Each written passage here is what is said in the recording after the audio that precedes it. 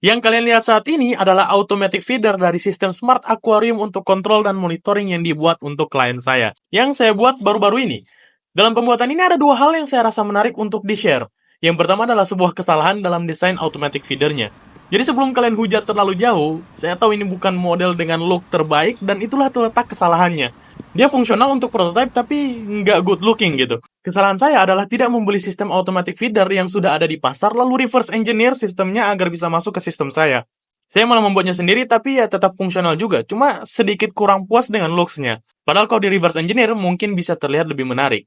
Tapi masalah fungsi ya tentu fungsional. Dan sepertinya klien saya juga nggak masalah, dia cukup oke-oke aja, tapi sayangnya saya sendiri yang nggak puas karena ya budget sedikit terbatas. Yang kedua adalah kalibrasi pH. Ini sepertinya bad luck karena saya dapat sensor yang sedikit malfungsi. Di sensor ini ada dua masalah utama. Yang pertama, boardnya itu tidak bisa dikalibrasi ke nilai yang saya inginkan. Jadi harusnya kalau positif dan negatif sensor itu dihubungkan, nilainya harus menunjukkan 2,5. Karena asumsi dari nilai pH 0 sampai 14, di mana 7 adalah netral, dan 7 itu bernilai setengah dari nilai pH tertinggi. Jadi jika voltase maksimum ada 5 volt, maka 2,5 adalah setengah dari 5 volt saat di short. Maka 5 sama dengan 7. Kalian paham gak sih? Tapi di board yang saya dapatkan ini nilainya nggak sampai 2,5, bisanya cuma 2,53. Tapi nggak apa-apa, saya pikir itu miss dikit. Tapi kan nanti jadi nggak akurat gitu. Itu bisa dimanipulasi melalui rumusnya, dia tinggal menyesuaikan lah.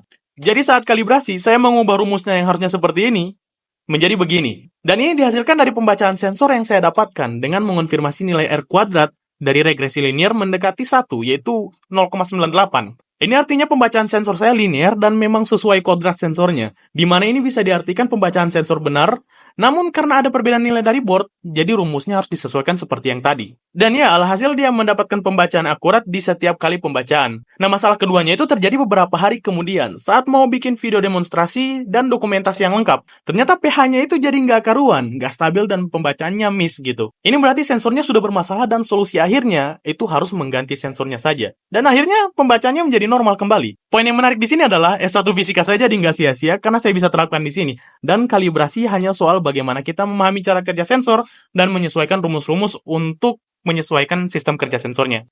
Menurut kalian gimana? Kalian pada juga nggak dapat sensor yang busuk kayak gini? Leave it below guys and I'll see you guys in the next video. Bye-bye.